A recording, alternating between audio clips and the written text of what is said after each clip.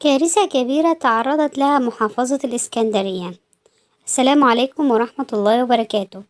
أهلا بكم متابعينا الكرام. انهار عقار في الإسكندرية مساء الخميس 13 إبريل 2023. العقار مكون من 3 طوابق علوية وطابق آخر أرضي. أدى ذلك إلى وفاة 6 أشخاص و5 مصابين. تم انتشالهم من تحت الأنقاض وجاري البحث عن آخرين. قامت سيارات الإسعاف بنقل المصابين إلى المستشفى الميري الجامعي في وضع صحي غير مستقر، وعدد الأشخاص المتواجدين حاليا أسفل الأنقاض غير معلوم.